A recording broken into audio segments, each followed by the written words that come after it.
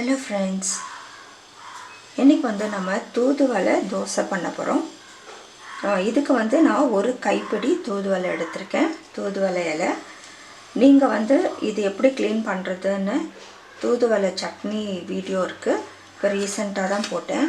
அதில் நீங்கள் பார்த்துக்கோங்க எப்படி இந்த இலையெல்லாம் க்ளீன் பண்ணுறது. இதில் நிறைய முள் இருக்கும். அதனால் நம்ம சிசர் வச்சு தான் இதை க்ளீன் பண்ணணும். எடுத்து அதை வாஷ் பண்ணி இப்போ நான் எடுத்து வச்சுருக்கேன்.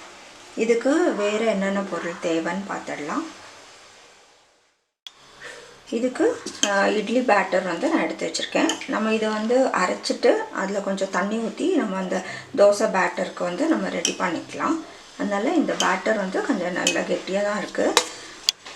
இப்போ அரை வெங்காயம் வச்சுருக்கேன், 1 டீஸ்பூன் மிளகு, 1 டீஸ்பூன் ஜீரகம், ஒரு அரை இன்ச்சுக்கு இஞ்சி, ஒரு 6 பல் பூண்டு. இப்போ நம்ம ஒரு பேனில் கொஞ்சம் எண்ணெய் ஊற்றிக்கலாம். இப்போ நம்ம இந்த மிளகு, சீரகம், இஞ்சி, பூண்டு, வெங்காயம் எல்லாத்தையும் கொஞ்சம் நம்ம வதக்கிக்கலாம்.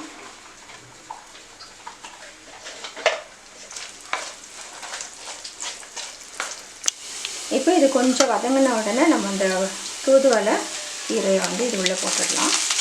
இதையாக கொஞ்சம் வதக்கி எடுத்துக்கலாம்.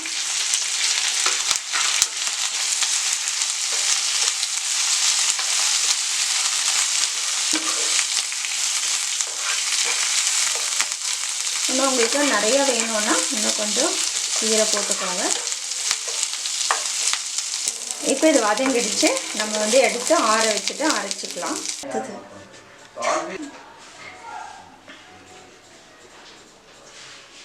இப்போ இதை அரைச்சாச்சு.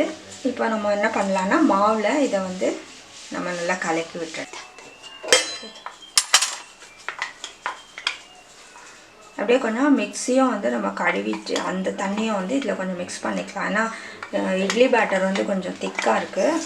கொஞ்சம் நம்ம தண்ணி சேர்க்கணும். அதனால் இதை நம்ம மிக்ஸி வாஷ் பண்ணி அதையும் கொஞ்சம் ஆட் பண்ணிக்கலாம்.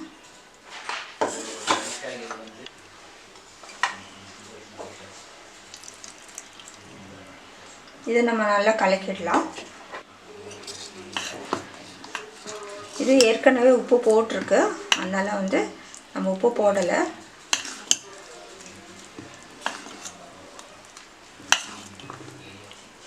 இப்போ நல்லா கலந்தாச்சு. நம்ம தோசை ஊற்றிக்கலாம்.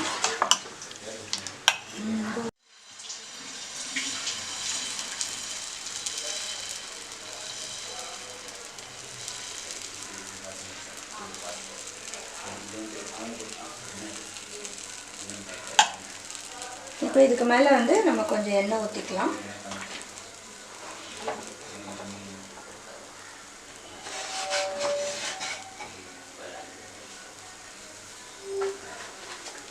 இது நல்லா வேகட்டும். அதுக்கப்புறம் திருப்பி போட்டுக்கலாம்.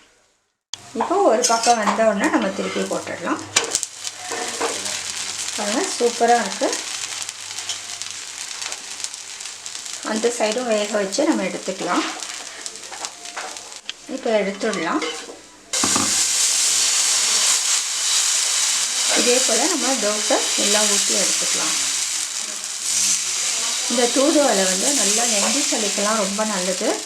ஆஸ்துமா பேஷண்ட்டு, லங் ப்ராப்ளம் இருக்கிறவங்க எல்லாருக்குமே இது ரொம்ப நல்லது. கோல்டு, காஃப் இருக்கிறவங்களுக்கெல்லாம் ரொம்ப நல்ல ஒரு கீரை இது. அதனால் இதில் ஏதாவது ஒரு ரெசிபி வாரத்தில் 2 தடவை நீங்கள் செஞ்சு சாப்பிடுங்க. இது போல் காம்ப்ளிகேஷன் இருக்கிறவங்க. இப்போ தூதுவளை சட்னி பண்ணிக்கலாம், தூதுவளை தோசை, ரசம், அது மாதிரி ஏதாவது ஒரு ரெசிபி இதில் நீங்கள் செஞ்சு சாப்பிடுங்க. ரொம்ப ஹெல்த்துக்கு நல்லது. அப்போ கோல்டெல்லாம் நம்ம கண்ட்ரோல் பண்ணோம். அதுவும் இந்த கோவிட் சமயத்தில் லங் ப்ராப்ளம் இருக்கிறவங்க இதை சேர்த்துக்கலாம். இப்போ பாருங்கள், நல்ல தோசை நல்ல சாஃப்டாக நல்லா வந்திருக்கு. இன்னும் நீங்கள் கொஞ்சம் தின்னாக ஊற்றினா மொறுமொறுன்னு வரும்.